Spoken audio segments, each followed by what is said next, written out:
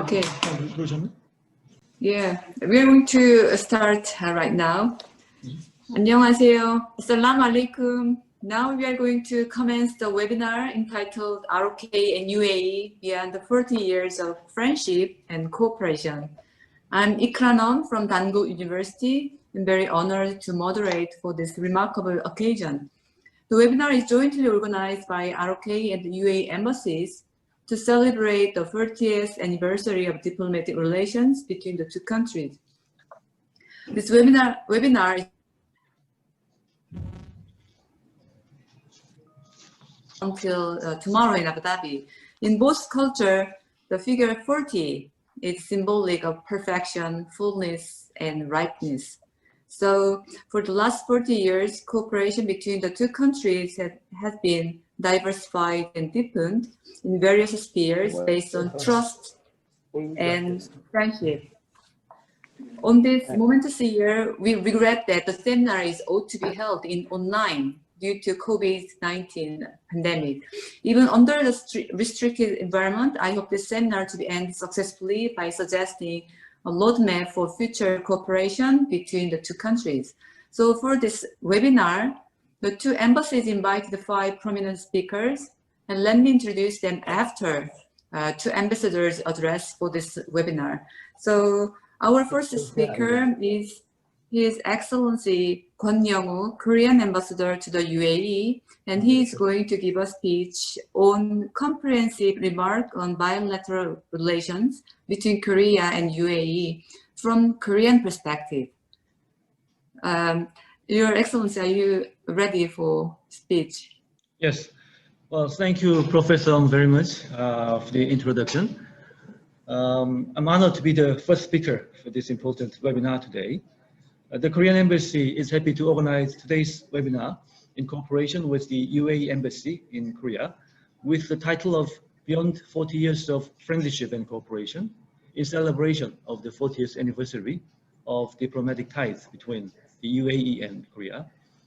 In fact, our embassy has planned a lot of celebratory events for this year, but due to the COVID-19 pandemic, we have had to either hold some of them online, like the webinar we are having today, or postpone others until sometime next year, when hopefully they can be physically held.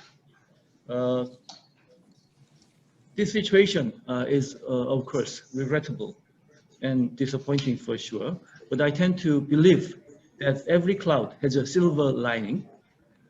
Definitely, the one silver lining into the current COVID-19 cloud is that we have been able to assemble today's excellent panel, transcending geographical limitations, using Zoom online webinar platform.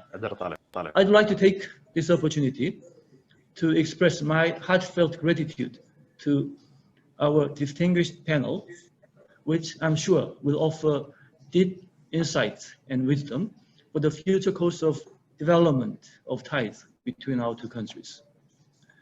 As the first speaker, I will try to put the past 40 years of relations between our two countries in perspective, and then try to offer a vision for shared prosperity of our two countries in the future. As Professor pointed out, the age of 40 has been considered very special in both in the UAE and Korea. In the Quran, the age of 40 is viewed as a significant milestone in life, as the age of maturity and responsibility.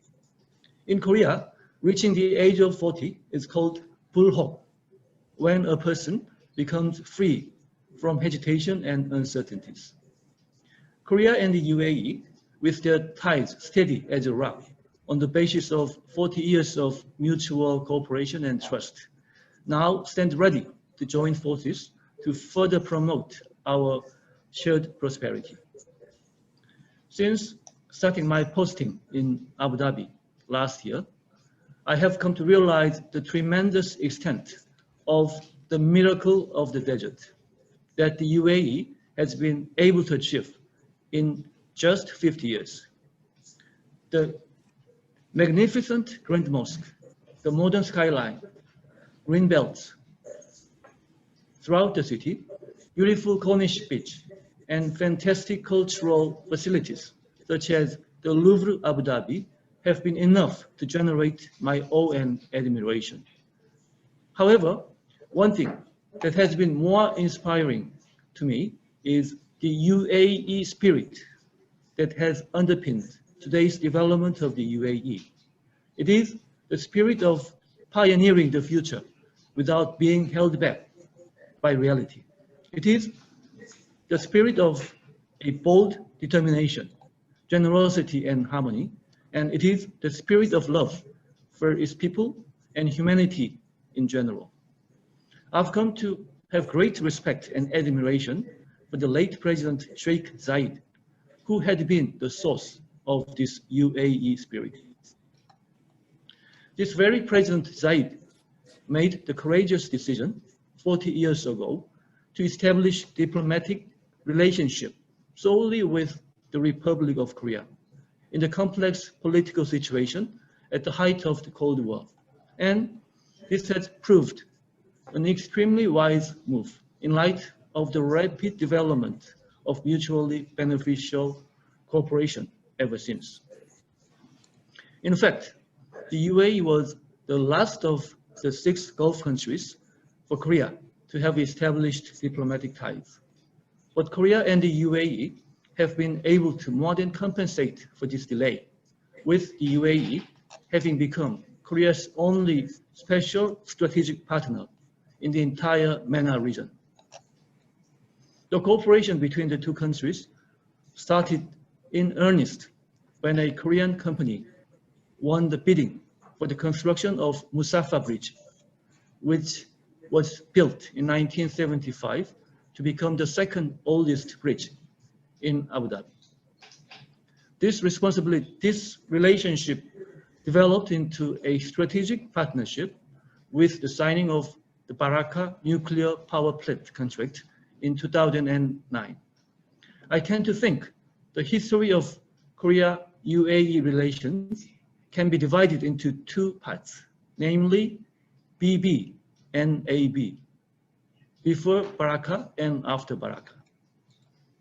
This project has provided a quantum leap in the development of our relations by way of dramatically deepening trust and sense of partnership, laying the groundwork for extensive cooperation in all important areas. This milestone achievement has been followed by continuous examples of positive cooperation, such as the construction of Burj Khalifa, the world's tallest building, by a Korean construction company in 2010. The joint development of the UAE's first satellite in 2013, and the establishment of the only Korean Cultural Center in the Gulf region in Abu Dhabi in 2015, among others, culminating in the establishment of the special strategic partnership on the occasion of President Moon Jae-in's visit to the UAE in March 2018. This strategic partnership has been bearing fruit across various fields. The UAE has become Korea's largest trading partner in the Middle East, and currently there are more than 170 Korean companies doing business in the UAE.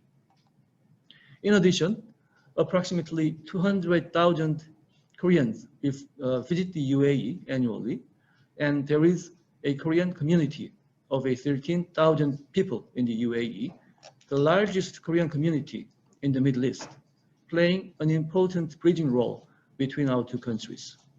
Meanwhile, about 3,000 UAE citizens visit Korea each year for medical purposes. Of course, this was before COVID-19, but as soon as the situation stabilizes, this will resume in earnest. This precious brotherly relationship between Korea and the UAE has demonstrated its true value during the COVID-19 crisis. I'm pleased that both Korea and the UAE have been recognized by the international community as among the countries which have successfully responded to COVID-19, thanks to our mutual assistance and care. Korea and the UAE have continuously developed cooperation in the fields of diplomacy, defense, nuclear power, energy, construction, healthcare, science and technology, and now the scope of our cooperation has extended to cover agriculture, the fourth industrial revolution areas, and education. In celebration of the 40th anniversary of our diplomatic relations, Korea and the UAE have declared this year to be the year of cultural dialogue. This is expected to accelerate human and cultural exchanges between our two countries, thus further strengthening mutual understanding and friendship. Over the past half-century, Korea and the UAE have achieved the miracle on the Han River and the miracle of the desert, respectively, overcoming countless adversities. As the UAE prepares itself to celebrate the 50th anniversary of its foundation next year, the Golden Jubilee, it is developing policies for the next 100 years based on the UAE spirit, rooted in President Saif's governing philosophy. These policies focus on creating a more inclusive and tolerant society and aim to turn the UAE into a global hub of advanced science and technology. The recent bold decision of the UAE leadership in the shape of the Abraham Accord will bring about peace, stability, and a bright future for the whole of the Middle East by changing the geopolitical landscape of the region completely. This national policy direction pursued by the UAE is exactly in line with Korea's national vision to become a leading country in the post-COVID-19 era. Therefore, the future-oriented cooperation between our two countries is sure to bring about useful synergistic effects, mutually reinforcing endeavors to accomplish our respective national goals. There is a Bedouin proverb that goes, before you go on a trip, choose a friend to accompany you. First, Korea and the UAE have reaped the fruit of their valuable cooperation by selecting each other as their most trusted partners. I'm sure that for the next 50 years, 100 years, and even beyond, our two countries will remain true friends and indispensable partners, pulling off miracles of the future together. Thank you very much. Thank you for your attention. Thank you very much, Ambassador Kwon. Now we are going to move on to His Excellency Abdulla Saif Al Nuaimi, UAE Ambassador to Korea, to listen to UAE's perspective. The floor is yours. Thank you very much, Dr. Your Excellencies, distinguished participants. Good afternoon, Korean time. Good morning, UAE time. It is my great honor to join you today at this important event. I would like to take this opportunity to thank our friend in the Korean Embassy in Abu Dhabi for this initiative. This year we celebrate the 40th anniversary of the establishment of the diplomatic relation between the United Arab Emirates and the Republic of Korea. These relations have witnessed significant progress in recent years and have been distinguished by the unlimited patronage of wise leaders of our two countries.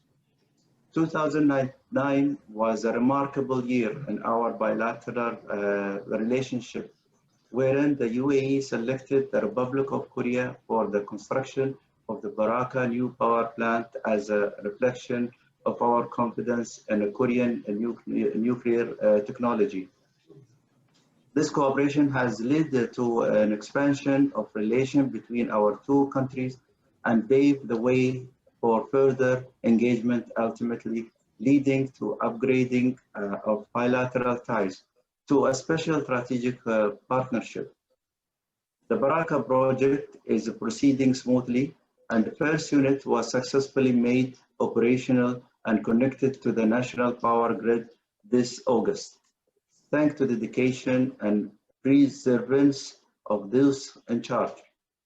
In another success example of the continuous progress in bilateral relation, concession for a 3 oil field in Abu Dhabi were awarded to Korean energy companies in 2011.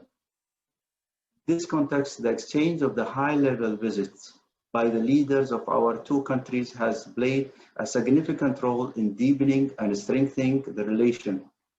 In March 2018, His Excellency President Moon Jae-in, President of the Republic of Korea, made a state visit to the UAE and met with His Highness Sheikh Mohammed bin Zayed Al Nahyan, Crown Prince of Abu Dhabi and Deputy Supreme Commanders of the UAE Armed Forces.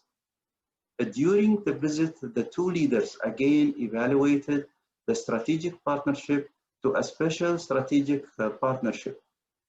This was followed by an official visit to Seoul by His Highness the Crown Prince of Abu Dhabi in February 2019, during which the special strategic partnership was fully discussed and a number of agreements and MOUs were signed. As part of the celebration of the 40th anniversary of the establishment of the diplomatic relation, His Highness Sheikh Abdulla bin Zayed Al Nahyan, Minister of the Foreign Affairs and International Cooperation, made an official visit to Seoul in July 2020 and held a meeting with Her Excellency Kwon to discuss the special strategic partnership.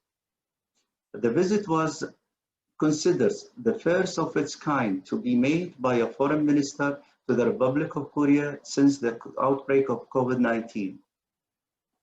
Under the framework of the special strategic partnership, the two countries have established a number of specialized high-level mechanisms, including one of them is the special strategic dialogue between the two foreign ministers that began as a strategic dialogue in 2011, which addressed issues related to the partnership in general. Also, the 2+2 meeting at the level of the Vice Foreign and Defense Minister to review political, diplomatic, and defense cooperation between the two countries.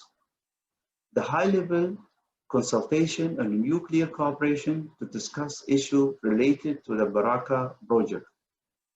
The Joint Economic Committee meeting at the ministerial level, which has been convened since 2007 to discuss economic cooperation in general.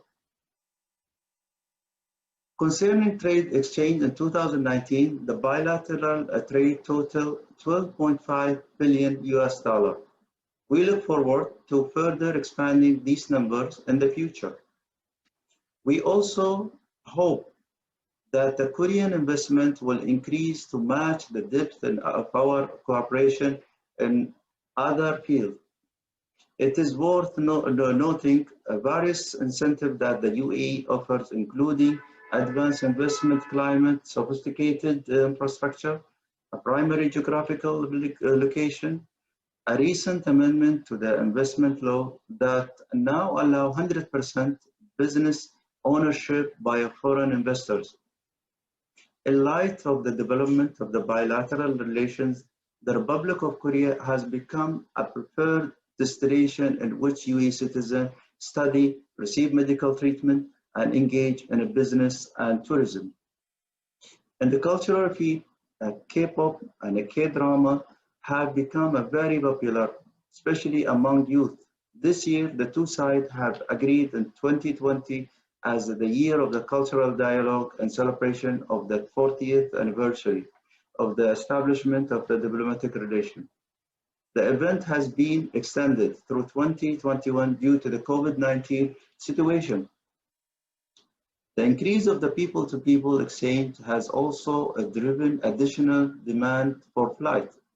I would like to take this opportunity to renew the request for the UAE national carriers to increase flight to the Republic of Korea. Now, as a chart of path forward beyond 40 years of friendship, we may celebrate how our bilateral cooperation has developed in all fields. We in the UAE are very proud of what we have accomplished so far, and we look forward to continue engagement for years to come.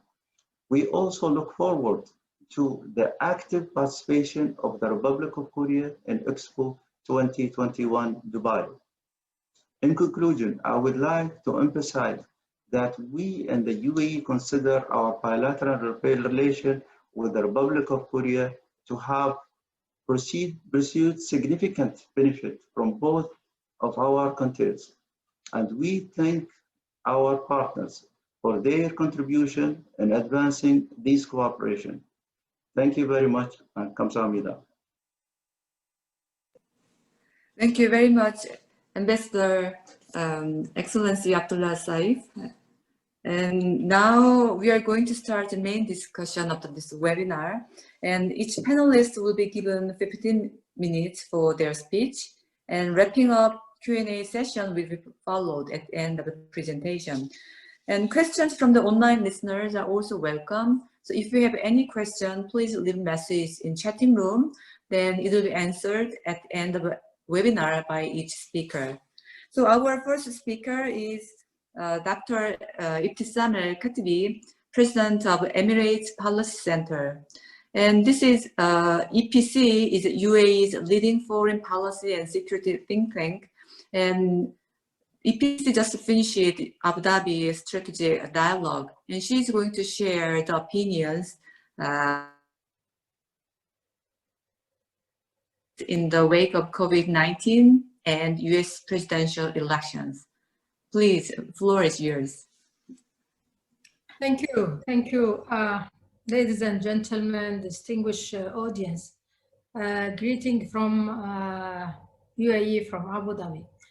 First of all, I would like to congratulate South Korea on the occasion of its National Day, wishing the country and its people more progress and prosperity.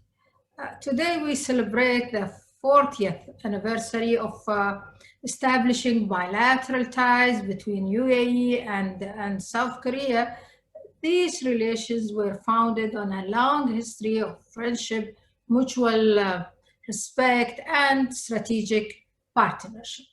I would I think my colleague, His Excellency, our ambassador, your ambassador, they went in details on our relations. So I will enter directly to the topic I've been asked to cover, which is the new Middle East and in the aftermath of COVID-19 crisis.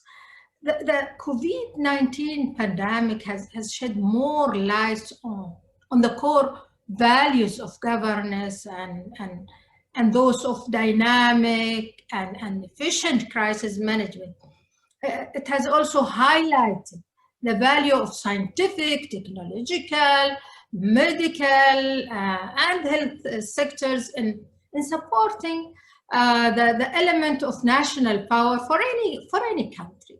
In other words, the Middle East region will not be the same after Corona virus crisis as many other regions in the world. The coronavirus crisis, along with the drop of course, oil prices, posed challenges to the economics and budgets of regional countries, particularly oil-producing nations. Introduction of taxes has become a familiar practice in those countries, and there have been more people questioning the validity of the rentier state, the culture of entitlement, with all relevant social shift in social culture, social contract, as well as the argument of nation state, globalization, and its associated challenges. Despite the fact that the outbreak of COVID-19 and its severe economic consequences should be a catalyst for more regional cooperation in medical and relief areas, with the goal of exchanging expertise, reducing pressures on national healthcare system and infrastructure, and de-escalating tensions in the region. Unfortunately, it was not the case. For example, it was obvious that Turkey has adopted an escalation policy in Libya and in Eastern Mediterranean, and has escalated tensions with countries like Greece, Cyprus, Armenia, Egypt, Saudi Arabia, UAE, Iraq, and Syria.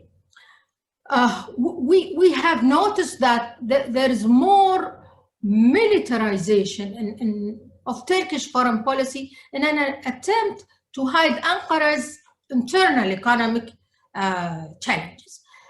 At any rate, there is a need for a new regional structure that rests on the respect of national sovereignty, non-interference in other states' affairs, support of peaceful solutions between countries, the enhancement of regional multilateral organization, promotion of moderation, rejection of sectarianism and extremist narratives, strengthening of governance, and combating terrorism. All this is an essential input for agreeing on a collective and inclusive pre-elementary security arrangements with a view of enhancing regional cooperation and stability. As far as Iran is concerned also, there is no reason for optimism. From my view, that Tehran may cooperate with its GCC neighbors by reconsidering its ballistic missile development program or a nuclear ambition, interventionist in Arab countries, and support militias in Iraq, Yemen, Lebanon, and Syria. All these Iran-backed militias and proxies are deeply rooted in the security, political, and economic landscape in the region. Now, with the new administration, Biden administration coming, Iran is still waiting how the reaction of this administration is going to be the same with Obama reaction towards Iran. From internal sources, that there is now a new approach in Biden administration that it will deal with Iran, of course not like Trump, but it will build on the achievement Trump sanctions got, that they will have two tracks with Iran. One on a nuclear program, the other on ballistic missiles and regional files. And in my perspective, this is good if it will include also the GCC countries in this dialogue, or whatever they will reach with Iran, because we are the neighborhood of Iran. UAE and other GCC countries, medical relief support for Iran to encounter the spread of COVID-19 was a goodwill gesture and a gateway to cooperation that can support regional stability and help face challenges under collective initiatives. Unfortunately, Iran still adheres to its political approach and insists on its destabilizing policies in the region. Following the COVID-19 strategic shock, all Middle Eastern countries were supposed to rearrange their internal priorities as well as their foreign policy at later stage. Some countries did so in practice, but still there is a need for much more work, cooperation, and recalculation as a result of the pandemic. Combating the outbreak of the pandemic globally is considered a milestone in international relations and governance standards. The COVID-19 crisis was added to the list of controversial issues between US and China, as if the two superpowers realized that such a crisis would lead to change in the structure of global power. There remains an important question in the aftermath of the US presidential elections on the extent of the impact of international conflict on Middle Eastern country and ASEAN powers, and whether it will increase cooperation or political polarization and disputes, especially in the wake of the new alliance between the 15 Asian countries, on the top of them China. So given the economic consequences of the pandemic, geopolitical rivalries further grow across the Middle East and North Africa, the pandemic, along with its economic fallout, has posed a serious challenges to the legitimacy of the ruling elites and led to the erosion of social capital in communities that have already suffered from societal, economic, political, ethnic, and sectarian division. Due to COVID-19 pandemic, countries plagued by conflicts have even suffered more. In addition to the fact that the ruling elites, militias groups, and foreign powers involved in proxy wars use the crisis as a weapon. The pandemic further impoverished communities and people who were neglected by the international community. These communities lack the necessary resource to avoid the potentially devastating impact of the virus.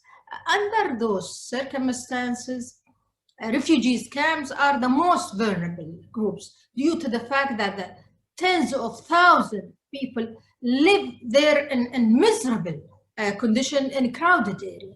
The COVID-19 pandemic has put extra pressure on public services and negatively impacted the already neglected infrastructure of public health sector. I suppose it is all relative. Responses of the countries varied considerably, as the pandemic was an opportunity for some nations. One of them is my country, UAE. Effective cooperation in medical relief and even political domains require the establishment of confidence building measures between states and government. However, these measures seems not to be at the best, with growing doubts and fears between regional countries.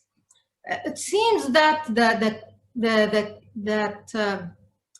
culture that builds on understanding and learning from the lessons of the past is absent in our region, as everybody should know that all parties will eventually lose as a result of involvement in its war, conflict, and zero-sum games.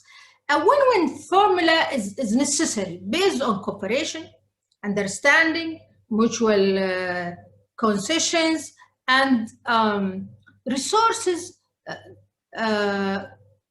conversation instead of resource depletion in conflicts. Everybody should look at the future from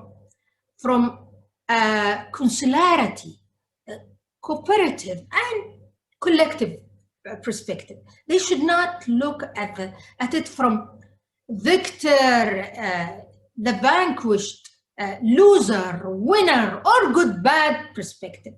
The separation of the tracks policy can mark the start of a roadmap for regional cooperation. Cooperative efforts for confronting the the coronavirus and its comprehensive consequences call for joining forces. We do not need to resolve all our problems first in order to cooperate in such fields. We can cooperate in fields like exchange of medical expertise and logistic, even if we have not yet settled other outstanding political and security issues. Is this possible and applicable? This matter is still under discussion. During COVID-19 crisis, UAE and South Korea set an excellent example of cooperation and synergy in the world through exchange of expertise and government official procedures in facing the pandemic. UAE also assisted in evacuating South Korean nationals and their families from Tehran at the peak of the pandemic spread in the region.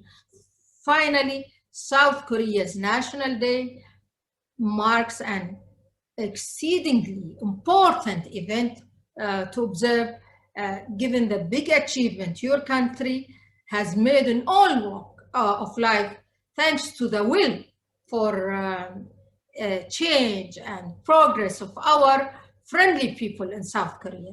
We wish UAE and South Korea more progress and prosperity. Thanks a lot for your patience and attention. Thank you very much, Dr. Ebtesam. And Dr. Ebtesam touched upon various issues, what happened and what is affected by coronavirus, especially focusing on the state's role and refugee issues, and also, and it raises, she pointed out that coronavirus raises regional tensions. And I think it's because of its government might approach COVID-19 not from medical perspective, but from national security perspective. It is one of the reasons that why each government have take unprecedented measures for this. And also she mentioned about China's role in this region and US presidential elections result and its effect on this area. Thank you very much for your excellent presentation. And now it's my turn. I'm also participating as a presenter. Today I'm going to give a talk, very small talk, about a new direction for Korea and UAE's 40 years of relationship. And I'm going to share my PPT and only for the outline, what I'm going to deliver. And the bilateral relations between the UAE and Korea has been promoted mainly at the government level for the last 40 years, relying more on hard power relations like energy or economy or military cooperation and defense. Then the upcoming years should focus on people's heart-to-heart connectivity and soft power relations. That was pointed by His Excellency Kwon Yongwoo to fill the UAE's spirit. It's on the same frame. The world is now experiencing new normal due to COVID-19 pandemic, and to control the chain of infection, its government has taken unprecedented measures such as border closure, implementation of travel restrictions and social distancing. And wearing masks became a daily routine, and people's activities shifted from offline to online spaces. So the new normal brought by COVID-19 raised questions such as how to cope in a new environment under a new paradigm. So we all desperately feel the importance of heart-to-heart connectivity, communications, and sympathy at the time of isolation and alienation. So to suggest a new direction for Korea and the UAE relations for heart-to-heart connectivity, I thought it's very important to understand the present condition. So I became very curious to what extent each country's youth recognize each other. So from the Korean side, I conducted hastily written interview with my students who are taking my 2 courses. And it will be interesting in the future if someone takes charge of counterpart research from UAE side. I'm going to give a background of how I did my survey with my students. I ran 2 courses.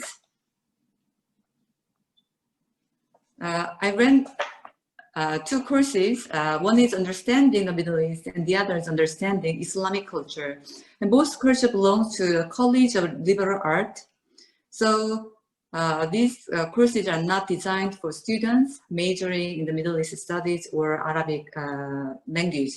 Some students take the course due to their interest in order to understand or to learn about other culture.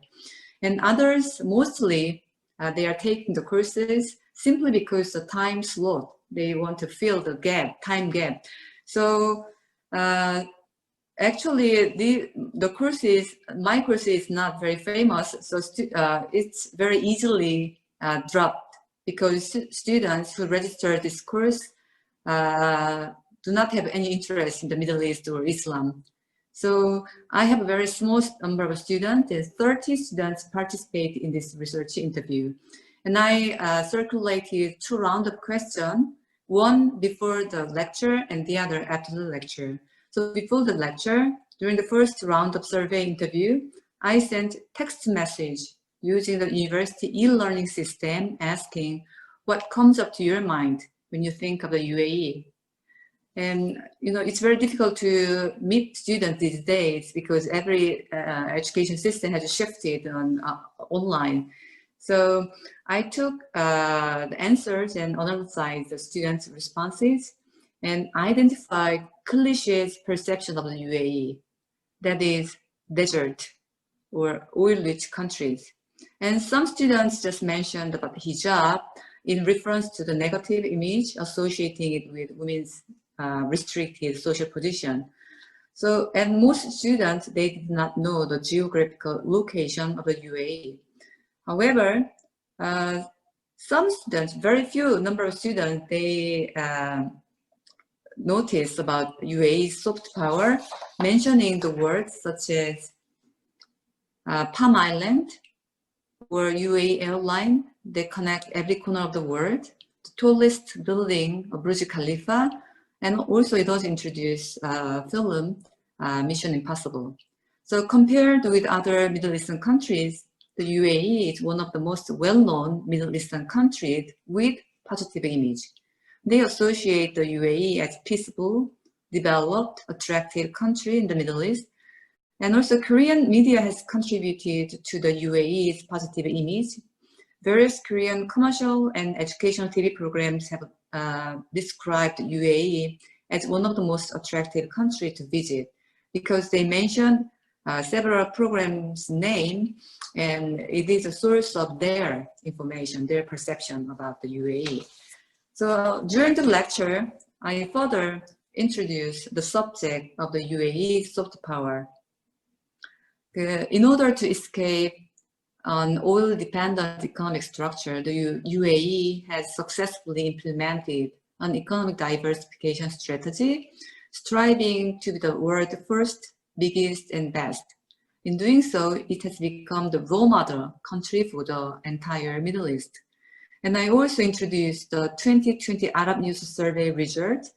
For 9 consecutive years, the country has remained the top country to live in and emulate. So among Arab youth, safety, security, job opportunities, and generous salaries are widely associated with the UAE. In addition, I added that due to its successful transformation, the UAE now attracts tourists not only from the Middle East, but also from the West and the Asian region. So due to its world-class shopping center, the UAE has been nicknamed as Mall City. And I mentioned that the UAE successfully negotiated all of this, its contradictory image, for example, tradition versus modern, Islam versus Western, secular versus religious, and global versus local, embracing all of this diversity.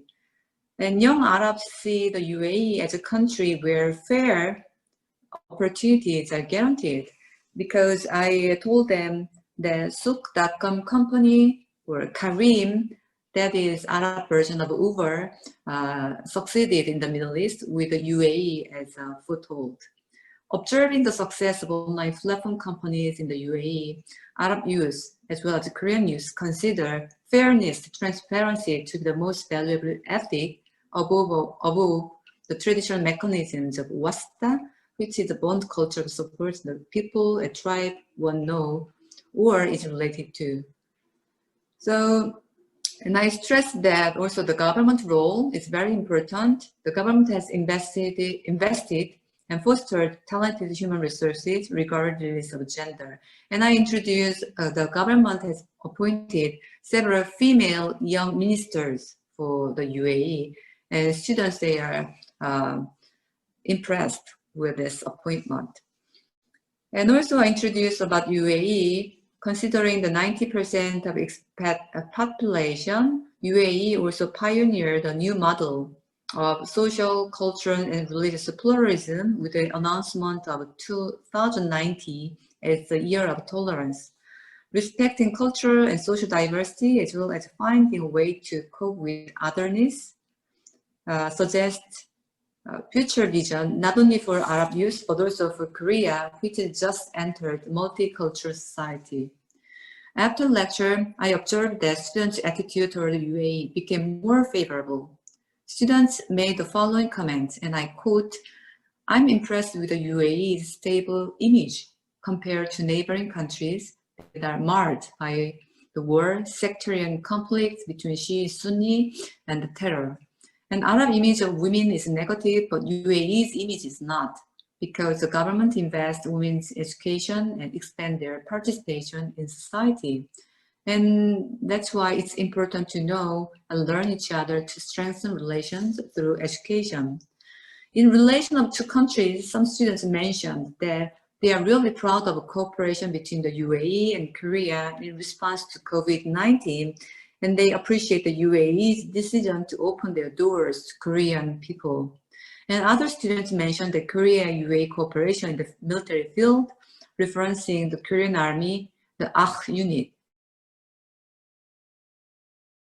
And during the last 40 years, Korea and the UAE have cultivated the soil of diplomatic relations and sown a seed of trust in various fields, using the top-down G2G or B2B cooperation strategy.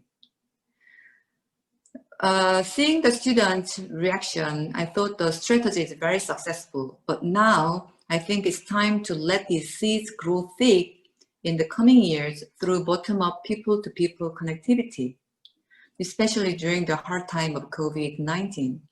For this, I would like to suggest the four E's: expose, explore, exchange, and experience, to lead people's heart-to-heart connectivity with emotional engagement so that they can feel each other's spirit and tradition. The interview results show that exposure is necessary to stimulate curiosity and motivate people to explore. The students became very curious about the UAE after watching various Korean programs, and students even showed a positive attitude toward news coverage of National Day celebration events, because each country decorated their symbolic tower with their national flag, one in Burj Khalifa and the other in Namsan Tower. The event was a good example to earn each other's heart in the peaceful time. In addition, both countries cooperate in security field.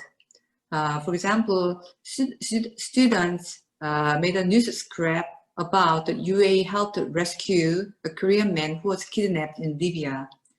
And the UAE and Korea has been cooperating during the challenging time of COVID-19. And also, Korea agricultural technology helped with the rice farming in the UAE barren desert. So exposure to this kind of information motivated the students to explore and experience. As Ambassador Abdulla Saif mentioned, UAE became the first country that students want to visit after COVID-19. So experience is the most valuable asset because it will remove vague fears of the unknown world. If the younger generation feel each country's past and present spirit through the 4 E's, the emotional distance will shrink further, overcoming the physical distance as well as COVID-19 crisis between the Korea and the UAE. Thank you very much for your listening. Thank you. I'm going to move on. His Excellency Mohammed Al-Hamadi, CEO of the Emirates Nuclear Energy Corporation, ENEC, and he's going to give us a speech on success stories from Barakah. Good afternoon to our colleagues in Korea, and good morning to our colleagues in the UAE. If I may, I'm going to share a slide, if you don't mind. Just take me a second.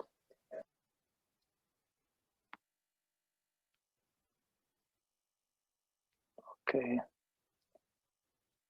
It's not happening. So, okay, I'll proceed by Your Excellencies, distinguished guests, ladies and gentlemen, I hope you and your families are all staying safe and following the advice of the local authorities and your health. I'm very pleased to join you here from Abu Dhabi, and as we celebrate the 48th years of partnership between the United Arab Emirates and the Republic of Korea, I would like to thank His Excellency, Mr. Kwon, and the Embassy of the Republic of Korea, and also His Excellency, our Ambassador, Abdulla Nuaimi, and also for the past decade, one of the most important projects for cooperation and collaboration between the two nations have been the Barakah nuclear power energy plant in the Dhafra region of Abu Dhabi. Today, I'll be pleased to give you an overview of the nuclear program and also share with you what I believe is the key success factors and also the safety of the Barakah that have been accomplished in the last 10 years. So the creation of the UAE nuclear program started with a mandate to identify the sources of clean and efficient and reliable electricity sources. For the UAE, our energy program, energy demand and electricity in the UAE have been linked to around 4% of GDP growth. So if you look at the GDP growth for the UAE over the last 40 years, electricity demand and GDP growth were almost the same, graphically speaking. Unfortunately, we have a presentation. Going back in 2007, the UAE conducted a very comprehensive evaluation of the energy sources to provide the country with a continuous, safe, and reliable and a clean source of energy to meet the growth demand of the UAE. Nuclear energy was identified as a right choice for the UAE, and this has been also identified in Korea a long time ago to provide a clean and reliable source of energy. So nuclear energy in combination with clean sources of energy such as gas, renewable, like the solar creates a sustainable and diversified energy portfolio that makes a significant impact in reducing the carbon emissions for the UAE. In 2008, the UAE issued a policy paper on the evaluation of nuclear energy and provided the foundation for the UAE to develop its nuclear program. In 2009, the UAE have launched the Federal Authority for Nuclear Regulation was formed, and also Emirates Nuclear Energy Corporation was also launched the same year to be the developer and owner of those power plants.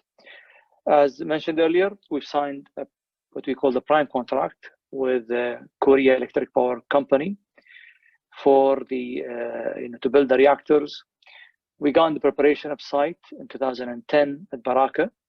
As a result of the strong collaboration between the two nations, the UAE and Korea, and also ENEC and KEPCO, we have transformed the landscape at Barakah to be the largest industrial projects here in the UAE.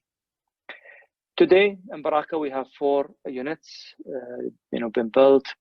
Working closely with our Korean partners, we have delivered one of the largest and most complex nuclear engineering projects in the world. In 2020, we delivered our promise to the global community and the citizens of both nations by producing clean electricity through a safe and quality-driven civilian nuclear program. With the start of operation of Unit 1 this year in July, and its connection to the national grid, UAE became the first Arab nation to safely and successfully operate the first nuclear civilian reactor. Unit 2 now is in the final stages of operational readiness, and we are looking forward to also start the operation of Unit 3 and 4 in the near future. So as of today, overall completion of the project stands around 95%.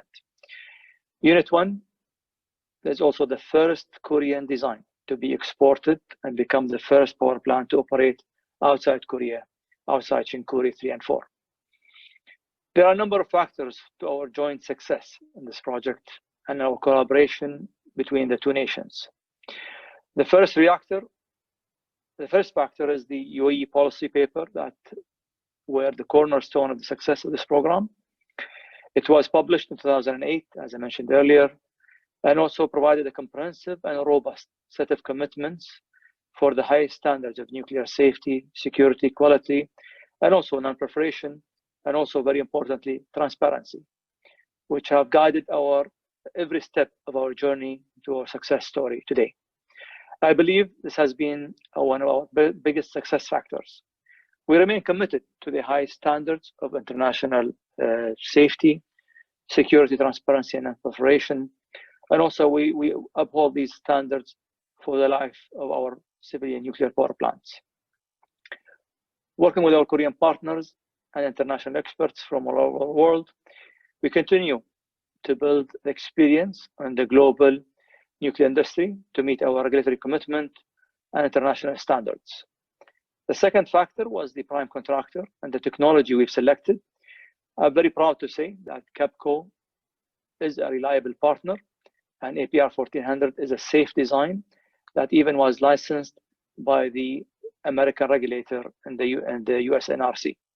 And this shows that this Korean design has been reviewed and selected and approved by our regulator, by the Korean regulator, and also by the American regulator, which shows the international capability of this Korean design.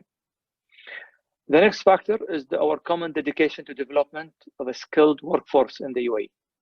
From the start, ENIC and KEPCO work together to develop our people based on international practices and lessons learned from our colleagues operating nuclear facilities all over the world.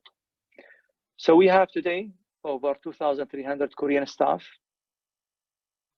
from Team Korea at Baraka, as well as 700 Koreans working for us directly at ENIC and NUA at the Baraka power plant, working as one team with one goal.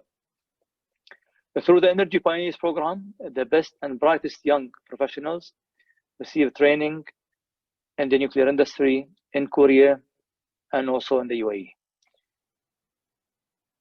Our nuclear professionals had the opportunity to participate in internships and training in the programs of the best Korean universities, as well as to receive on-the-job training in Korea in multiple sites, from Shinhanul to Shinkuri and Hambut.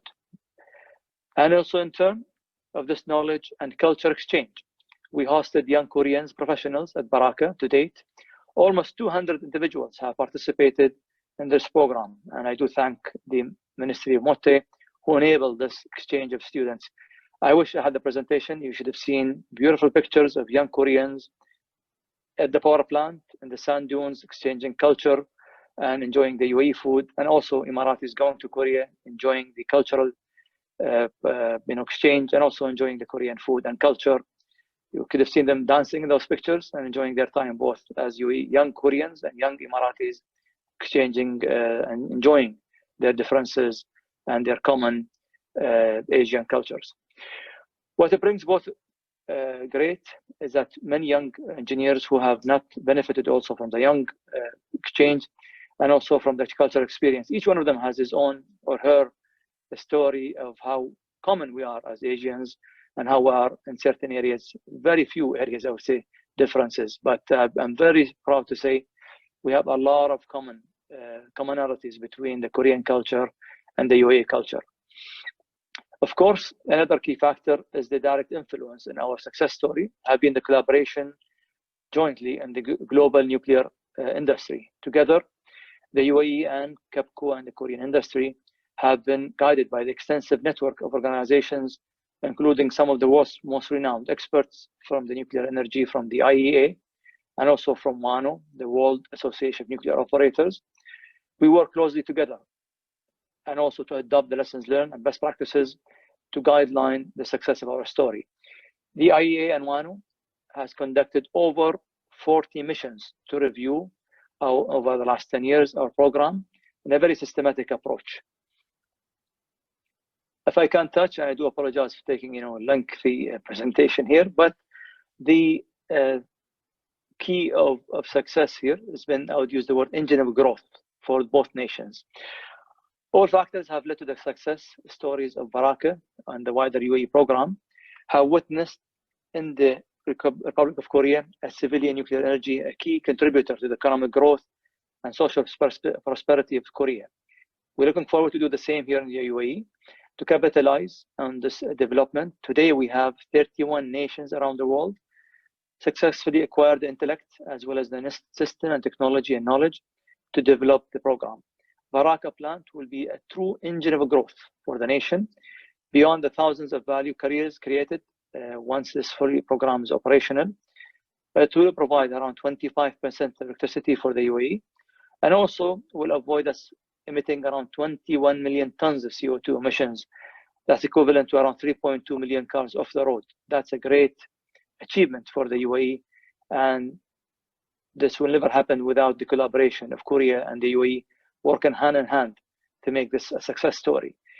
As of today, over 2,000 companies in the UAE have benefited from this program, valuing projects of around $4.8 billion for the UAE. And also in Korea, it generated thousands of jobs in Korea, and also billions of dollars have been generated in the Korean economy. Looking to the future, the UAE new energy sector will open up opportunities for knowledge and direct creation in the UAE in many areas, in medicine, food, agriculture, space exploration. And I look forward to those days to happen in the future that will benefit. And my colleague from Khalifa University will cover the R&D and educational collaboration. 2020 has been a monumental year for the special partnership and in between UAE and Korea. I'm really happy to be around here and enjoy the 40 years of cooperation between the two nations. ENIC and KEPCO have truly achieved significant success in the last decade as we continue our journey to deliver clean, reliable energy to the UAE and establish nuclear industry as a sector that will generate thousands of jobs for decades to come for both Koreans and also Emiratis. I look forward to many decades of more collaboration and friendship, during which I'm sure we will celebrate many, many years of success going forward. Thank you, and back to you, Professor. Thank you very much, Your Excellency Muhammad Al-Hamadi.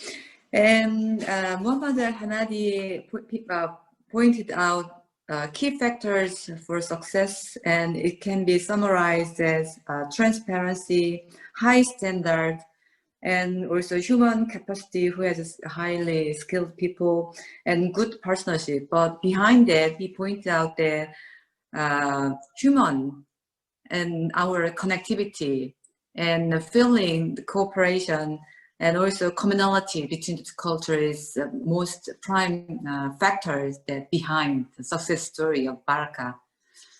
Did I understand rightly? Yeah, okay, we're going to move on.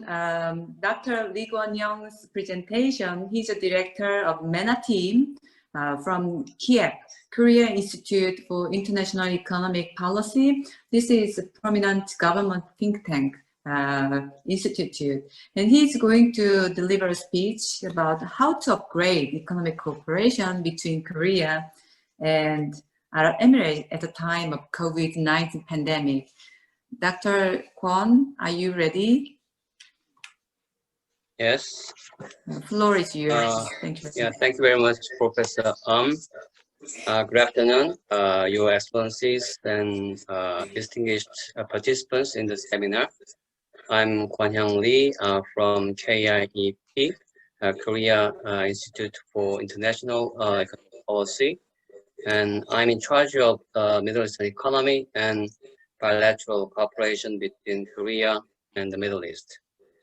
I'm honored to take part in this meaningful webinar celebrating 40th anniversary of diplomatic relations between Korea and the UAE. And thank you for inviting me to this wonderful online seminar. Today, my topic is... Sorry, Dr. Kwon, may I interrupt you for a while? You know, Yeah? we cannot look at your presentation PPT. So would you please check your computer again? Yeah, would you please press one more time, upgrading, the entitled file is upgrading Kwon Lee, like this. We cannot see your presentation PPT sheet now. Really?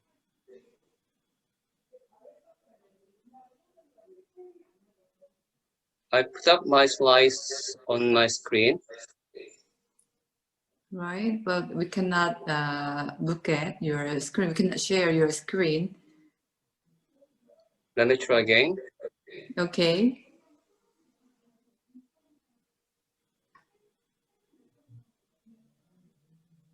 Have your time. We are ahead of our scheduled time.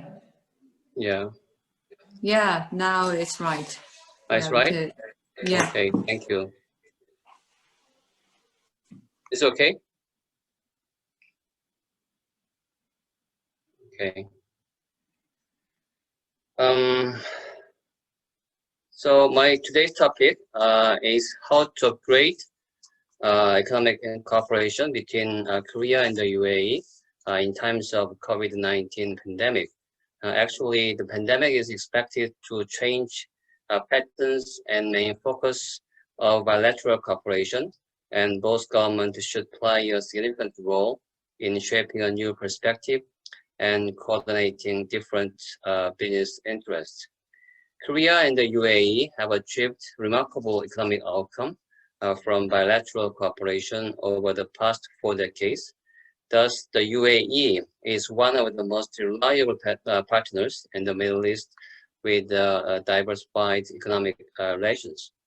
This made it possible for both governments to pursue a special strategic partnership announced in 2018. But we need to further strengthen our relations to overcome difficulties caused by lower oil prices and global pandemic.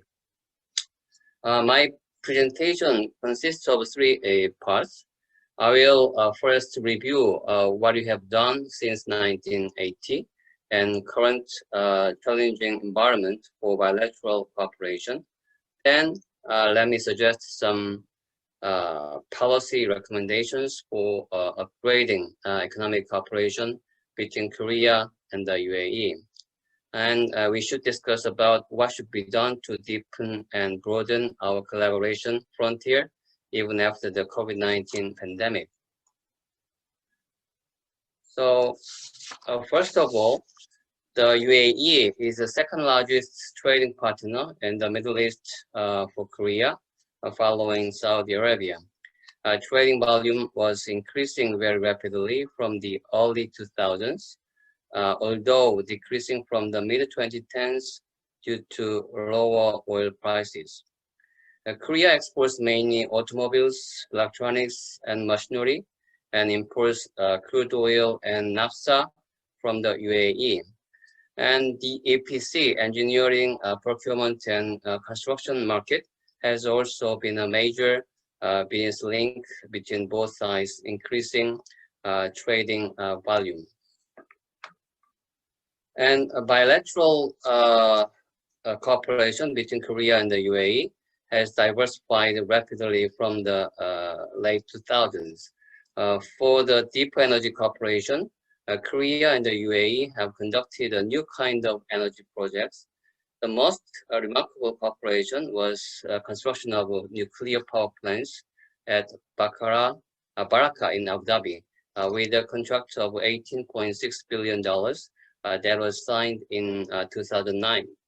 At that time, Mr. Khaldun Al-Mubarak, the chairman of ENEC, called this contract a partnership that endures for nearly 100 years.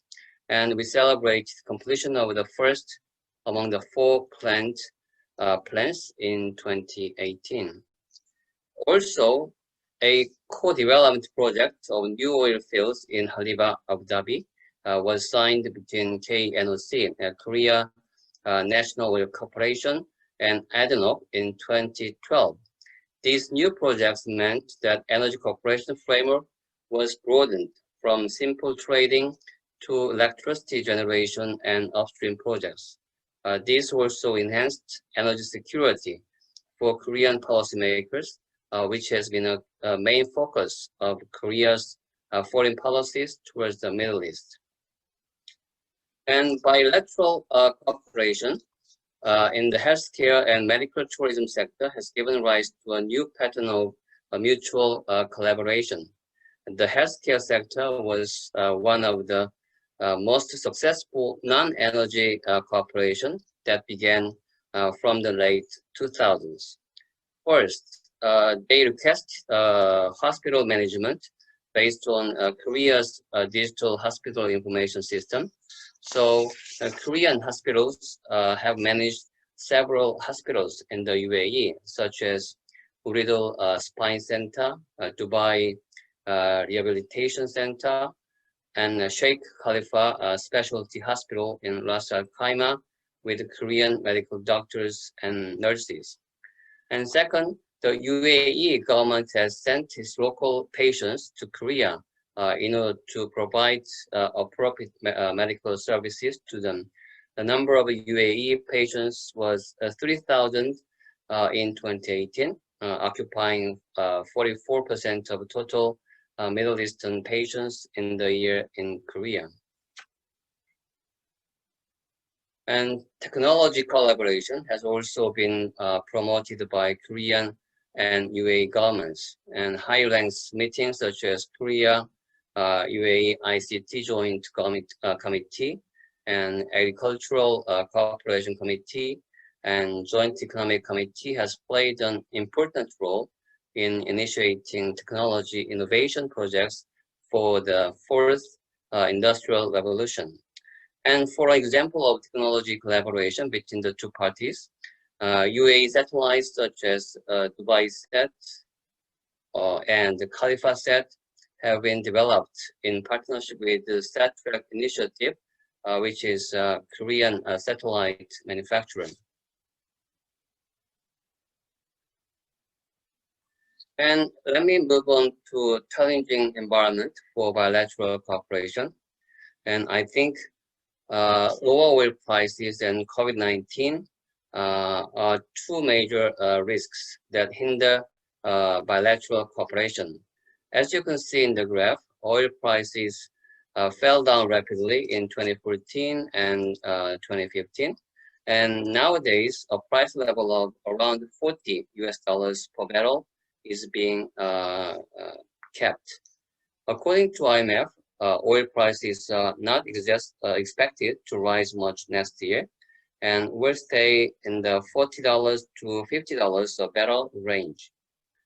And COVID-19 is putting additional risks on both Korea economy and UAE economy. In particular, a global lockdown caused by COVID-19 exacerbates a low demand of oil and as well as low growth rates of tourism, transportation, and logistics sectors. These are big hurdles against our cooperation. Let me show you some cases. This graph shows trade between Korea and the GCC members countries. As you can see, trading volume is decreasing from the mid-2010s, including exports and imports together. And Korea's EPC contracts in the GCC countries are also shrinking from the mid-2010s. So that means we are very vulnerable according to the fluctuation of oil prices. Then how can we recover from the pandemic crisis and help each other and keep growing in the face of lower oil prices and COVID-19? So recently, in my research institute, KIEP, I examined economic policies promoted by oil exporters in the Middle East, which can be summarized in this diagram. They had a strong desire to diversify their economic structure to reduce excessive reliance on the energy sector. Their policy aims are economic diversification of non-oil growth and job creation, and fiscal consolidation, and attracting more foreign direct investment. And to list several main items, they promoted digital transformation and technology startups, and strengthened nationalization with local workforce and local contents regulations. These could be also guidelines for bilateral cooperation between Korea and the UAE, as the UAE, I think, is following the similar policies. Then how about Korea? Korea is also suffering from the declining growth rate and economic inequality with the current economic downturn due to COVID-19. Thus, Korean government announced Korean New Deal as a national strategy for a great transformation last July. President Moon Jae-in mentioned the Korean New Deal would set the foundation for Korea's next 100 years. The New Deal consists of Digital New Deal and Green New Deal. With the Digital New Deal, Korean government aims to further strengthen its digital capacity based on information and communication technology and digital infrastructures. With the Green New Deal, Korean government tries to achieve zero emissions and accelerates the transition towards a low carbon economy. COVID-19 will increase untaxed services and industries and accelerate the transition towards a digital economy with growing demand for a green economy. The deal also aims to create jobs that support the structural transition towards a digital and green economy. Korean government is also trying to establish a job training system and vocational education facilities and software. So to consider both governments' economic visions, we can draw common objectives of digital information, digital transformation, and job creation to advance fourth industrial revolution, including artificial intelligence, robotics, and the Internet of Things, and fifth generation wireless technologies, autonomous vehicles. So this will open up a new way of digital partnership in which human expertise, advanced technology, and networks shared through a multi-level industrial cooperation projects. So I think we need to shift our cooperation perspective to attain shared prosperity from simple trading partnership to strategic and smart partnership. We are already pursuing a special strategic partnership. To go beyond the strategic partnership, we need to consolidate smart partnership based on shared visions, shared platforms, and shared networks, and shared information. And this kind of government-led strategic partnership, however, has limitations in proliferating its achievements in the private sector, since main driving actors in the partnership are government officials and state-owned companies. Moreover, if strategic partnership is just based on give and take diplomacy, gains from cooperation are not sustainable. So more SMEs, small and medium-sized enterprises and startups, technology startups in the private sector should be encouraged to participate in collaboration for their own economic interests rather than governmental strategic interests. They are more suitable actors in preparing for the fourth industrial revolution. Then financial cooperation should be further strengthened in order to facilitate participation of small and medium-sized enterprises and startups in bilateral cooperation. As SMEs and startups are weak in mobilizing financial resources, tailor-made financing programs need to be arranged to enhance access to finance for them. So until now, we are trying to select the cooperation sectors, but now we are focusing on digital transformation and digital technology, which could be applied across the sectors. So we should forward to this digital transformation afterwards. Thank you. Thank you, Dr. Lee. And he has summarized the 40 years of UAE and Korea's relations from economic perspective. It started from exporting and importing automobile and oil, and now the relations has been improved and diversified to nuclear power, healthcare, medical tourism, and technology innovation cooperation.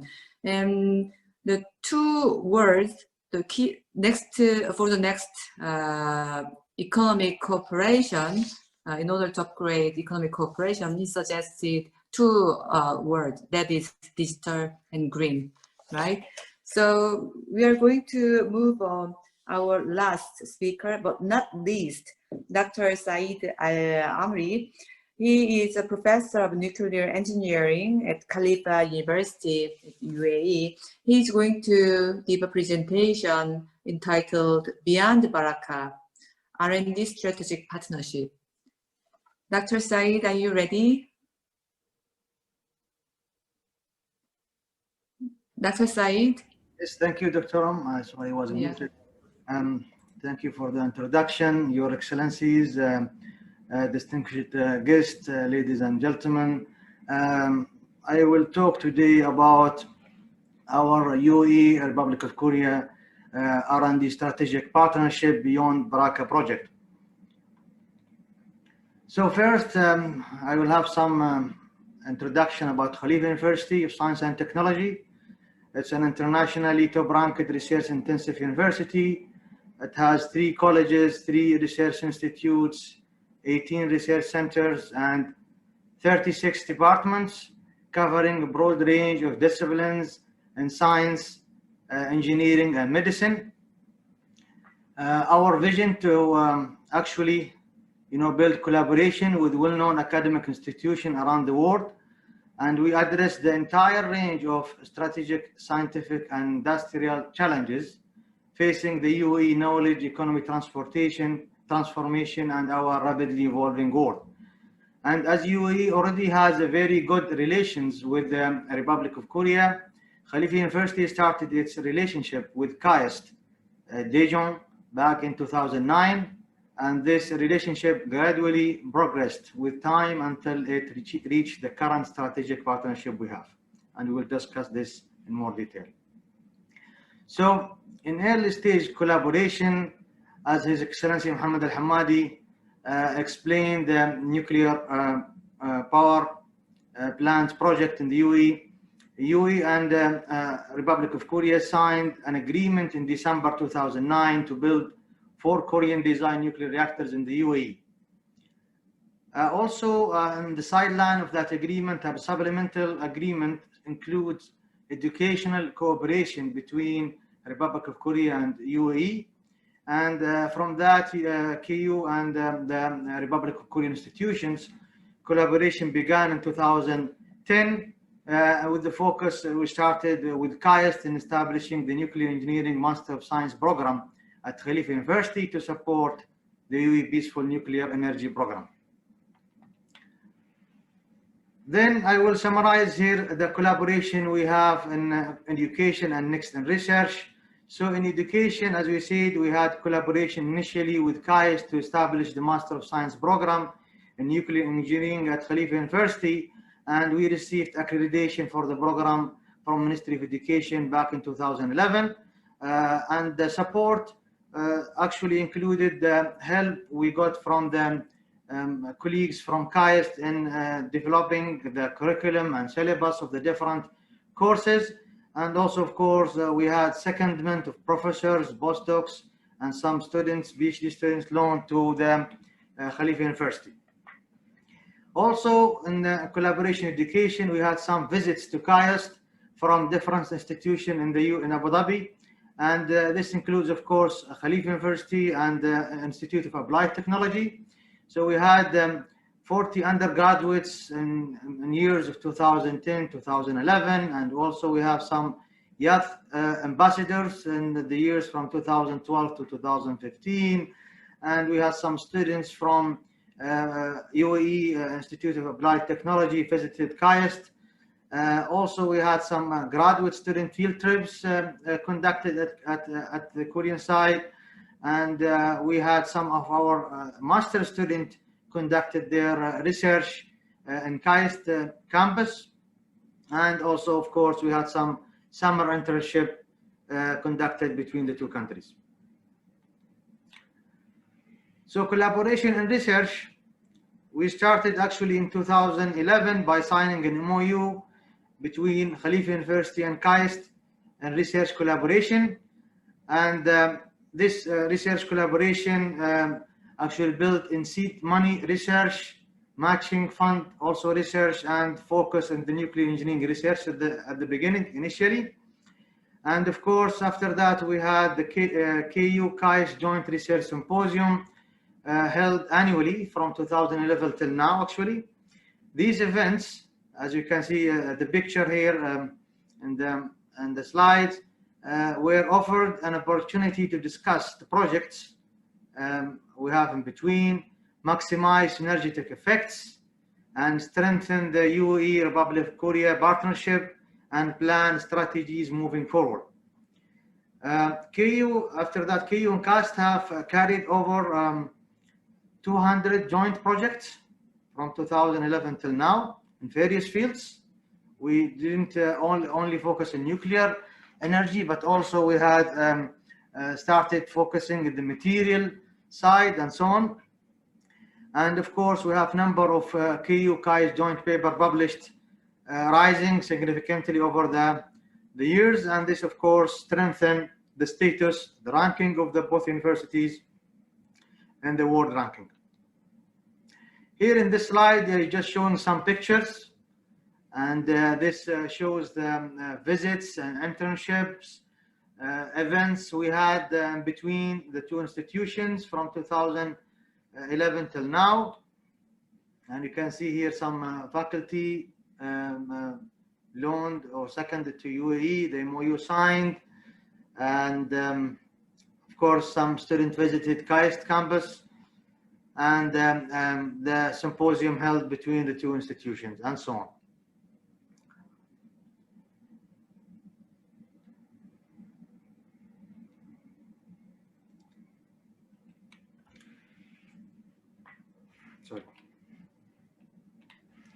So after that, as a second phase of research partnership between the two institutions, we established the KU KAIST Joint Research Center.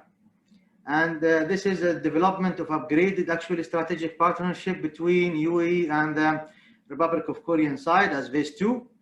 And this is actually, the second phase of collaboration following the partnership agreement that was signed, as we said, in 2010 between the two institutions, which aimed to provide the best science and technology education, as well as develop nuclear energy in the UAE. KU and KAIST Joint Research Center established in 2019, underscores the long history and strong bilateral relationship between the UAE and Republic of Korea. So over the past decade, the relationship between KU and KAIST has deepened and strengthened in line with both the UAE and Republic of Korea strategic goals. So expansion into practical and cooperation for new technologies that can generate high added value in the area of the fourth industrial revolution, not only focused in the nuclear power, and also commercialization into future growth in economy for both countries.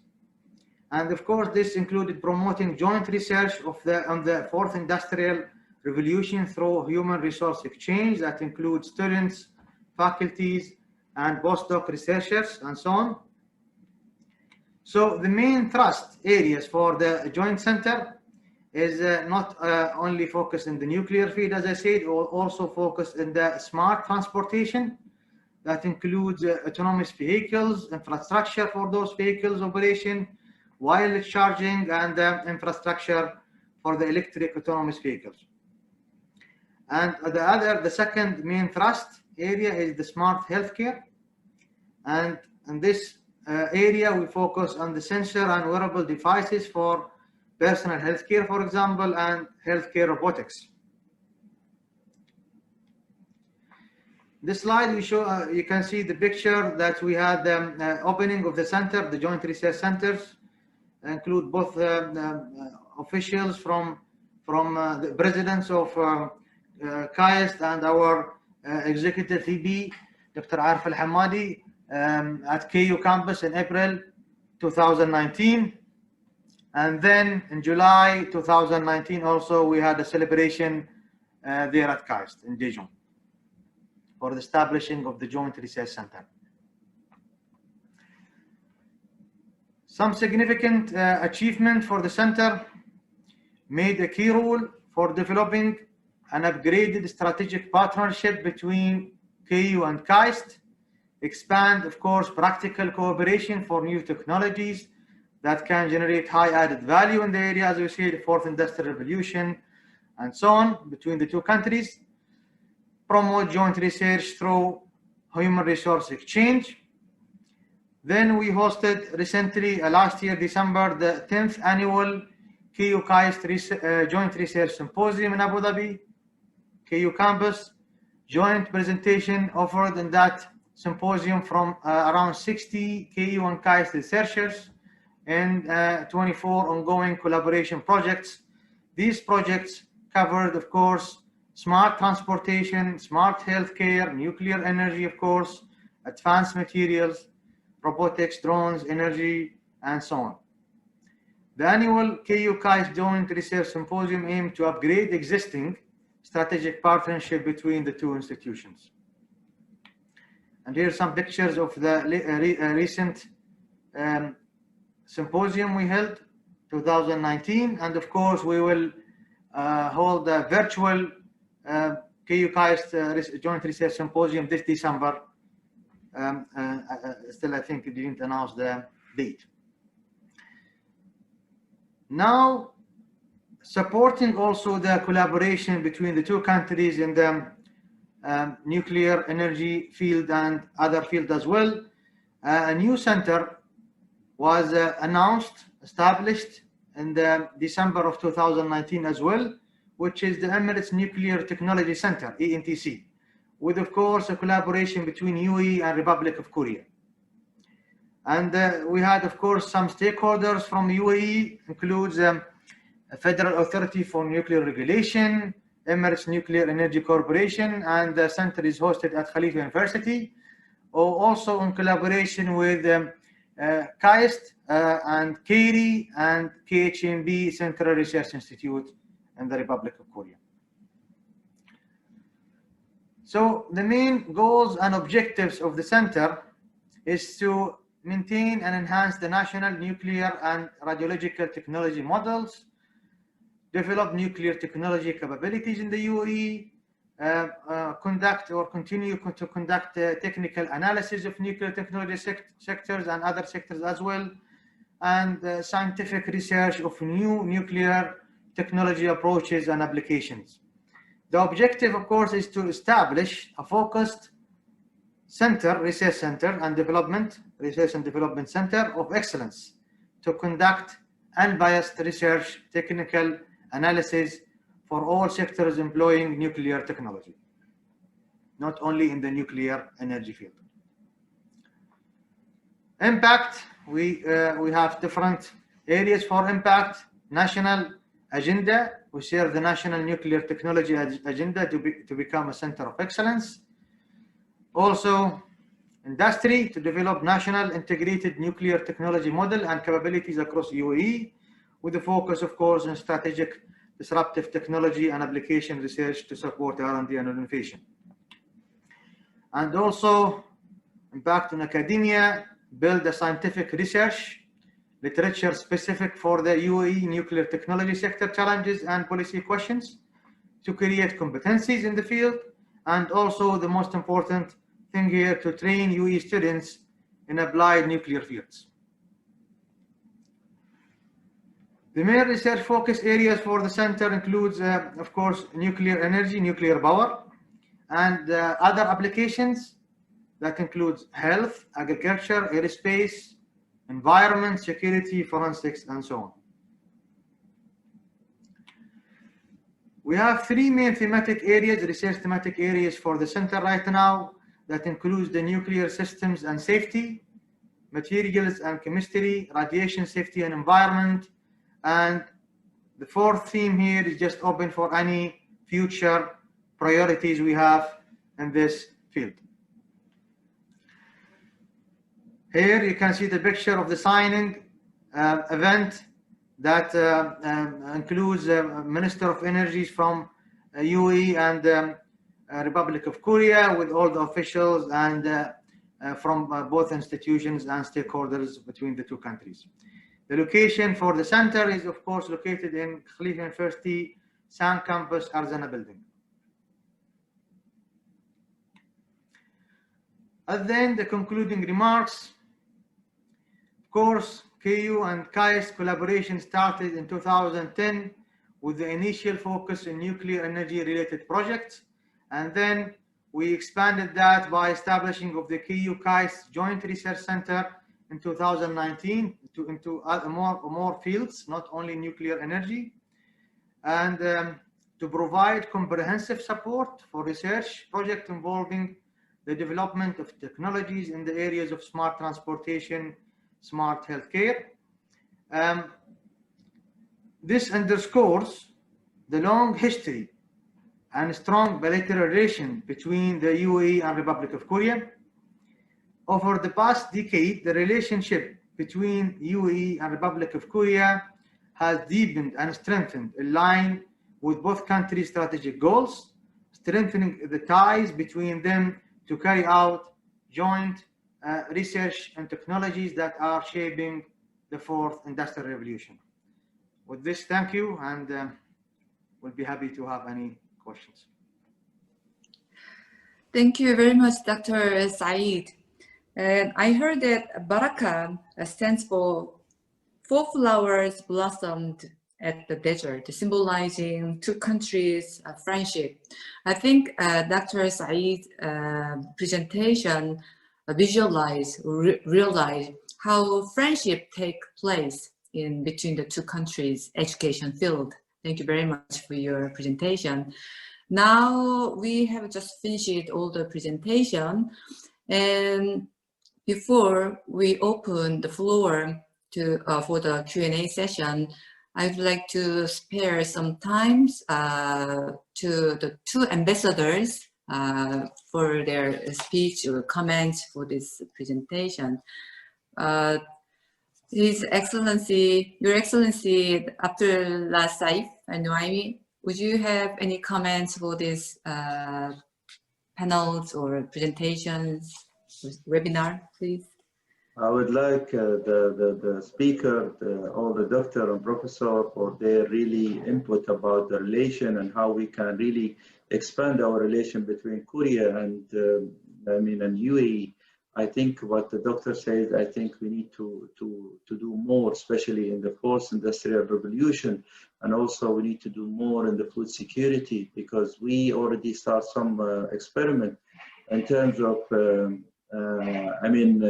implementing some of the rice in UAE in the date area. And I think the result was very successful. And I think really we need to expand in that case, and we need to find a way of to sign an MOU between the two governments, especially in the food security issue and the agriculture, and also in the fourth industrial revolution. I would like to thank everybody for their input today. Thank you very much. Your Excellency, Ambassador Kwon Yongwoo, would you please make any remarks on this webinar, please? Well, thank you very much for the floor. First of all, I'd like to thank our excellent panelists very much. I believe that each of the panelists covered a vital area of our bilateral cooperation of today. The way our webinar has been organized seems to be very efficient, in that well, we had 5 speakers, and each of the speaker made a very interesting, very informative presentation on vital issues of our cooperation today. All the issues that we covered today, be it a general observation or particular cooperation in specific areas like nuclear cooperation, economic cooperation, or cultural and people to exchange elements. And also more, not less important, was Dr. Ebtesam's mesmerizing presentation on geopolitical situation in the Middle East. So all in all, I think all those topics dovetailed each other very well to make a seamless combination of our webinar today. Maybe, well, if you give me another chance to speak about, I'd like to just briefly touch on the tasks ahead in our bilateral ties. So if I can do it now, or maybe you can give me the flow of that later. No, we are ahead of our schedule, so please, if you wish, okay, you can make. If you allow me, I think, well, of course, we have many tasks ahead of us to further strengthen our ties, our special strategic partnership. But among them, I'd like to share three points with our fellow panelists today. The first point is that we can reinvigorate our efforts to put more flesh to the bones of our special strategic partnership, to nurture our partnership to its fruition. First of all, by way of maintaining the momentum of high-level exchanges. First and foremost, we have to have regular exchange of visits by our leaders. They have been able to achieve unparalleled trust and friendship and goodwill between them.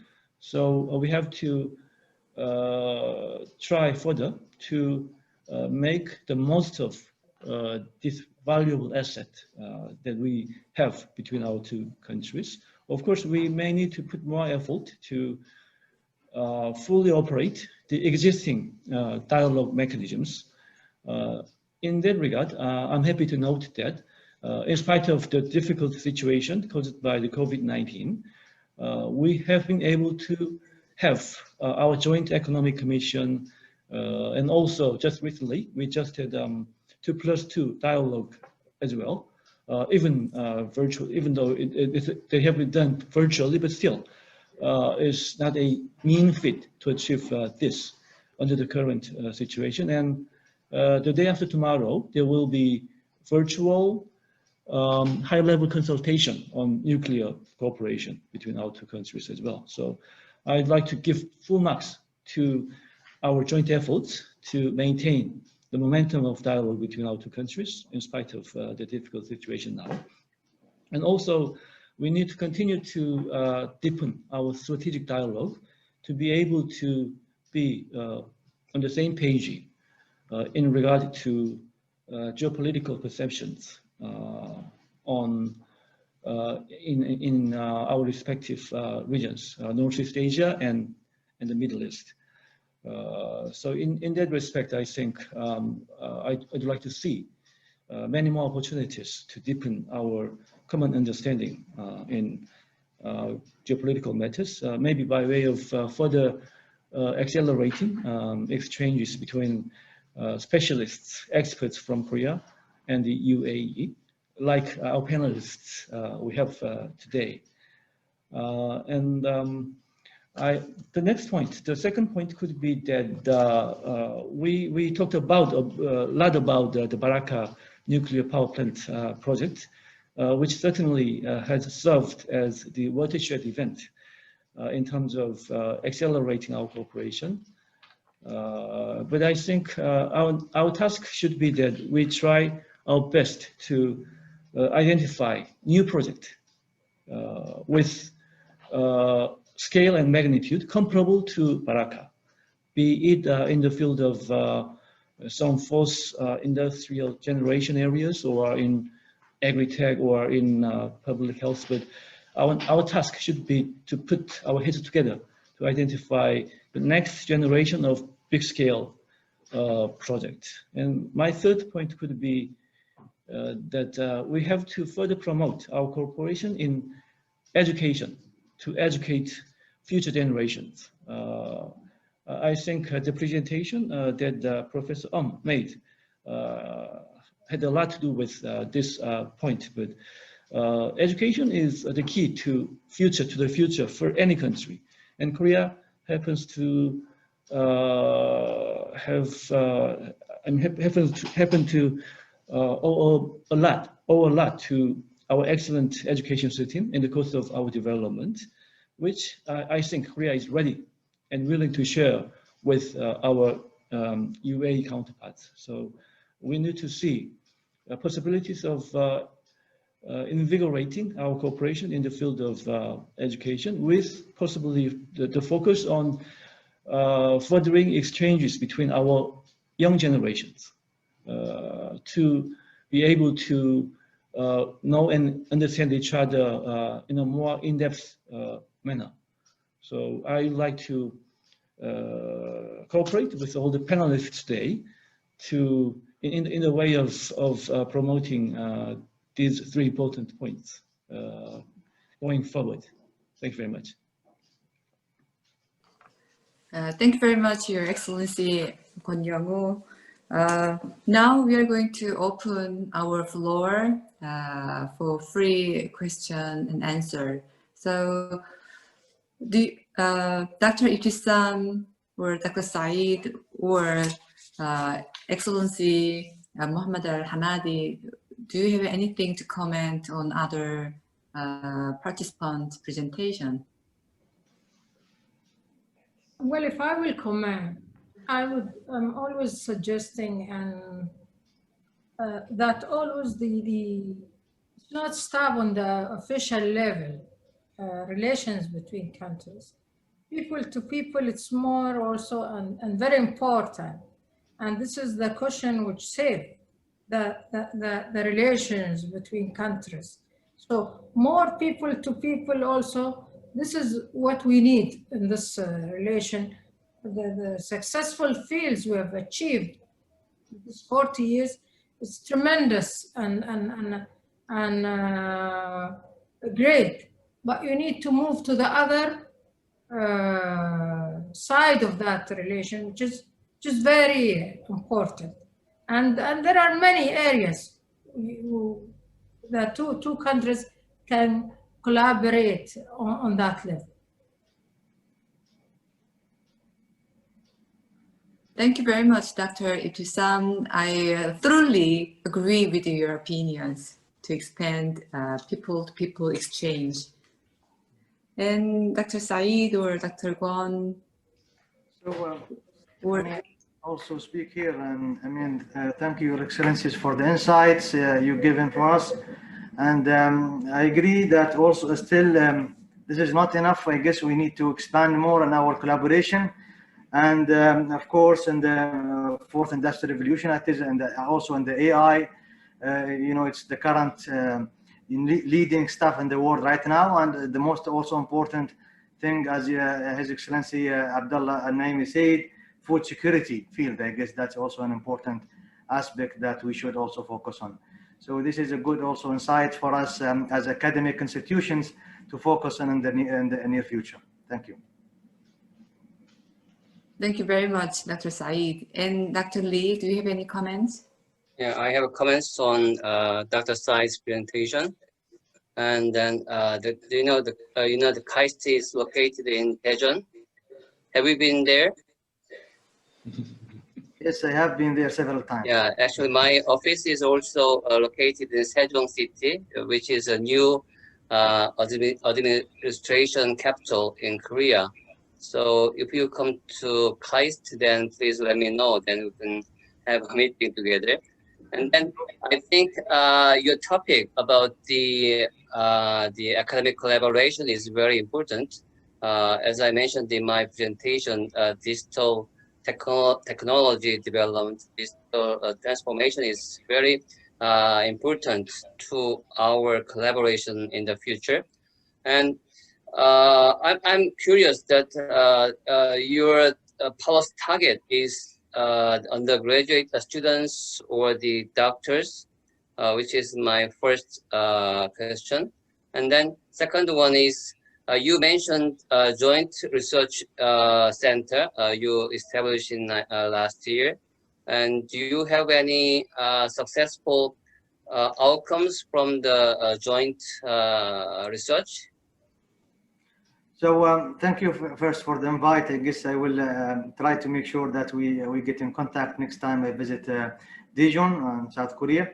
The first, I think, question you had for student, maybe I didn't get it well. Of course, the nuclear department, we focus mainly in the master's and PhD level studies, but also we have undergraduates in the field of mechanical, electrical, and other fields in the university and other institutions here in Abu Dhabi, for example, that can actually usually get experience and visits and have some, field trips and internship with the Republic of Korea institutions. That not only limited to KAIST. I don't know if I answered your first question. For the second question, for the Joint Research Center, of course, we had some projects established or kicked off recently.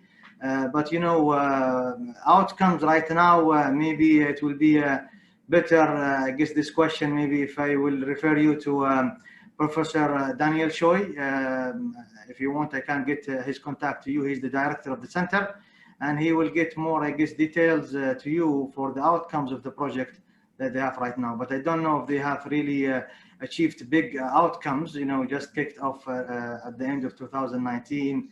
And with the Corona pandemic, many of the collaboration, I guess, it's on hold right now. But speaking of the ENTC, I mean, we have, of course, some projects, proposals, and so on between Khalifa University and KAIST, and those are, I think, submitted to high-level governmental level, and I guess His Excellency Kwon said that they will have, I guess, a meeting this Thursday or so. They will also maybe discuss those kind of projects that we have in collaboration with KAIST. Thank you, Dr. Lee and Dr. Said, for exchanging your opinions. And I heard that Excellency Kwon Yongwoo has a question to Dr. Ebtesam, right? Well, thank you very much. Well, thank you again, Dr. Ebtesam, for your very informative presentation. And of course, we will meet soon to have in-depth discussion on issues of mutual interest. But I think I have to say that you told us that this region needs a new structure of cooperation, reconciliation, and if maybe possibly the countries in the region should strengthen efforts to have shared vision for the future. And I cannot agree with you more on those points. And I also think that no other country in the region is more ideally equipped and poised to play a leading role in this direction in the future. So we have a lot of expectations for our friend UAE, and we hope that we could play even a small part in assisting the UAE in implementing this role. And I think that the UAE has been maintained reasonably good relationship with the outgoing Trump administration. You have had decent cooperative ties with that administration, achieving some diplomatic breakthroughs together, possibly in the form of the Abraham Accord and so on. And the next task for the UAE seems to be to build a wonderful working relationship with the incoming administration, the Biden administration. So what would be the challenges for the UAE to try to forge this relationship? And in that regard, what would be the main elements of agenda items when Secretary of State Pompeo will be visiting Abu Dhabi in the near future? Thank you. Thank you. Well, I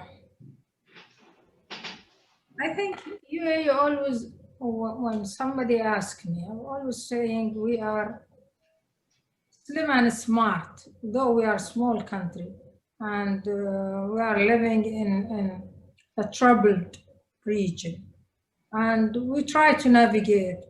Also, we have conflict between the two powers, and we try to navigate between China and US. In terms of Biden and Trump, I don't think we had any problem with the Democrats since before even Obama. But the main issue was with Obama's administration, it's a misperception for the facts in the region. First, the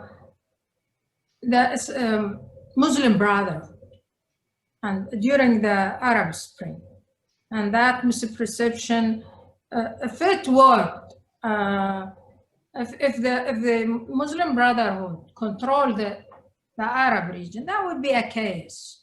And good that it did not work. I mean, we have seen that the model in Egypt, it did not work. The second thing was the nuclear deal, which we were not against it. We're only pointing to other issues which our concern, the range of ballistic missile, because we are in front of Iran, and of course the regional fights, which Obama's administration did not take. Now, of course, you have to be smart. You make your relation with countries not based on partisan or personal relation. It doesn't work, especially with a country like United States. It's better to be an institutional relation. Whoever comes or go, your interest is there with the institution. I believe UAE achieved a lot. This is a very difficult year, 2020, but also it showed how we were capable in facing COVID-19, conflicts in the region, and the agreement we had with Israel also, which it's an interest of both administration, Trump or Biden administration. This shows that the UAE intention to create an arc of stability and peace in the region, create a model of successful agreement between countries whom they were not having any relation, and this can encourage the others, even Iran. Now, in terms of the F-35, I don't think that Biden administration will stand against it. I think it will move because they know that UAE is not going to use it.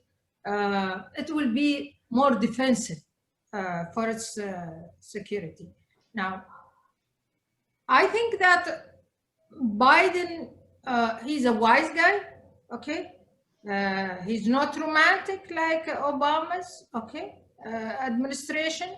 So he can be realistic. And as I said, he will include the Gulfs in the new nuclear deal. And also for my information, that the people around him and him, he's against political Islam.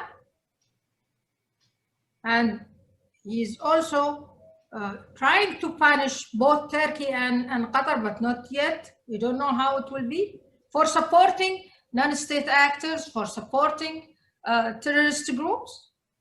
I don't think UAE, it's not a loss for UAE by having Biden there. UAE is smart in turning whatever losses to opportunities that can profit from it. So I don't have any concern like other countries I cannot mention, and they have difficulties with Biden administration. Okay, thank you very much. Okay, thank you very much, Your Excellency Ambassador Kwon Yongwoo and Dr. Ebtesam for exchanging opinion. Now I think it's time to wrap up. But before we finish this seminar, I'd like to introduce some comments mentioned online. There is one comment made by Shamma. We would like to see more Korean festival here in the UAE, as well as UAE festival in Korea, to spread both culture. And Fatima said, we are really happy to see both countries having strong ties, and I'd like to shine. And there's the other comment mentioned on the chatting room.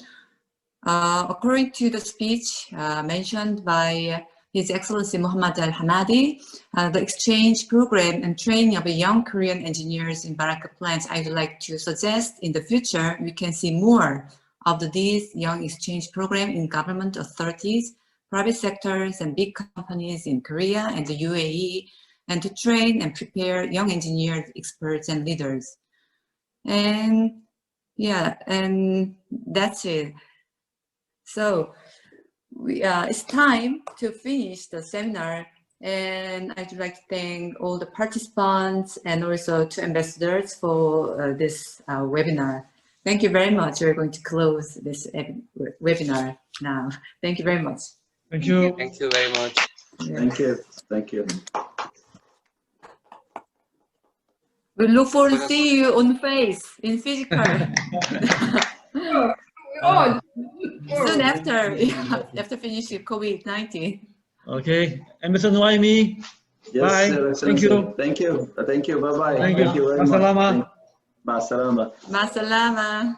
안녕히 가세요. 감사합니다. Thank you. Thank you.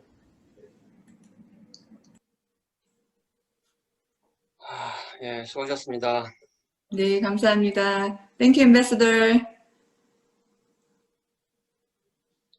나가도 되죠, 이제? 예, 잘 네, 끝났네요. 수고 많으셨습니다. 네, 뭐 아유, 수고하네요. 너무 오랜만에 하니까 막 영어도 안 되고 네, 말이 잘 안 나오죠? 네, 마이크도